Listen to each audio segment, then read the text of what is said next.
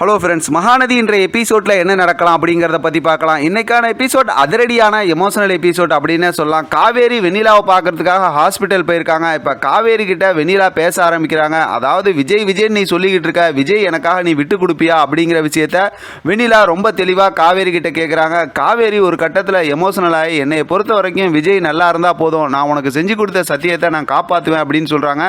ஏற்கனவே போலீஸ் ஸ்டேஷனில் இருக்கும்போது இந்த மாதிரி தானே பேசி அதை ரெக்கார்ட் பண்ணி கொண்டு போய் கொடுத்து என்னையெல்லாம் மறுபடியும் நான் முட்டாளாக விரும்பல அப்படின்னு சொல்லிட்டு இதே விஷயத்தை கிட்டத்தட்ட 2 பேரும் 10 நிமிஷத்துக்கு மேலே பேசுகிறாங்க. ஒரு கட்டத்தில் தான் நம்ம ஏற்கனவே ப்ரொமோவில் பார்த்த மாதிரி காவேரி வெண்ணிலாவோட கையை பிடிச்சி வயிற்றில் வச்சு, வயிற்றில் வளர்கிற குழந்தை மேலே சத்தியமாக சாட்சியாக நான் செஞ்சு கொடுத்த சத்தியத்தை காப்பாற்றுவேன் அப்படின்னு சொல்கிறாங்க. அந்த வார்த்தை சொல்லும்போது தான் அப்படியே வெண்ணிலா அதிர்ச்சி அடைஞ்சு அப்படியே உடஞ்சி போகிறாங்க. அப்படியே பார்த்தா அப்படியே ரொம்ப அப்படியே பயந்து அப்படி நின்றுட்டு இருக்காங்க.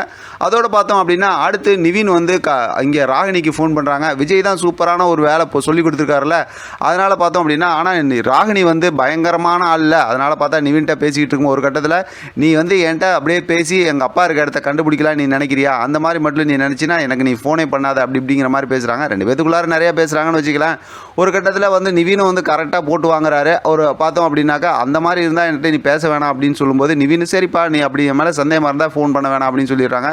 இல்லை நீ என்கிட்ட பேசு, ஆனால் எங்கள் அப்பாவை நீ என்னை வச்சு கண்டுபிடிக்கணும்னு நினச்சா என்கிட்ட பேசாத அப்படிங்கிற மாதிரி சொல்லிடுறாங்க. அப்படிலாம் இல்லை, நான் உங்கள் அப்பா கிட்ட நேரில் பார்த்து ஏற்கனவே வாயா போயெல்லாம் பேசியிருக்கேன், அதுக்கு மன்னிப்பு கேட்கறது தான் அப்படி கேட்டேன் அப்படிங்கிற மாதிரி சொல்கிறாங்க. கொஞ்சம் கொஞ்சமாக ராகினியும் நிவினை நம்ப ஆரம்பிச்சிடுறாங்க. அடுத்து குமரன் வந்து அங்கே போயிருந்தாங்களா, திண்டுக்கலுக்கு போய் வெண்ணிலாவோட மாமா நம்பிராஜனை கண்டுபிடிக்க போயிருந்தாங்கல்ல, அங்கே போகும்போது யார்கிட்ட கேட்டாலும் கரெக்டான தகவல் எதுவும் சொல்ல. இப்போ நம்பிராஜனோட ஒய்ஃப் வந்து அங்கே கடைக்காரர்கிட்ட வந்து, எங்கள் வீட்டுக்காரர் யாரோ வெளியூர்காரங்க வந்து எங்கள் குடும்பத்தை பற்றி எங்கள் வீட்டுக்காரை பற்றி விசாரிக்கிறாங்க, நீ எதுவும் டீட்டெயில் சொல்லிடாத அப்படின்னு பேசிகிட்டு இருக்காங்க. குமரன் அதை கேட்டுறாரு.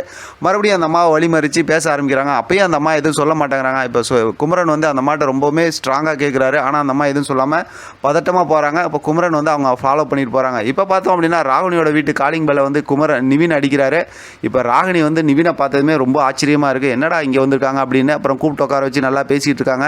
ஆனாலும் பார்த்தோம்னா இடையில வந்து பேசிகிட்டு இருக்கும்போது சந்தேகத்தோடையே பேசுகிறாங்க. இப்போ ராகினி வந்து நல்லா ஜாலியாக ஒரு மாதிரி பேச ஆரம்பிச்சிடுறாங்க.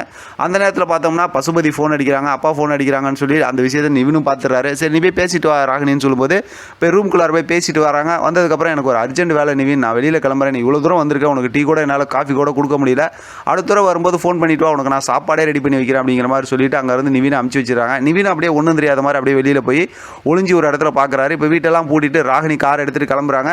பின்னாடியே பார்த்தோம் அப்படின்னாக்க நிவின் ஃபாலோ பண்ணிட்டு போகிறாரு. இதுதான் நம்ம ஏற்கனவே ப்ரோமோவில் பார்த்தது. பார்க்கலாம் அடுத்த ஸ்டோரி எப்படி இன்ட்ரெஸ்டிங்காக கொண்டு போகிறாங்கன்னு. இதை பற்றி உங்களோட கருத்து கமெண்ட் பாக்ஸில் தெரியப்படுத்துங்க. தொடர்ந்து ஆதரவு கொடுங்க.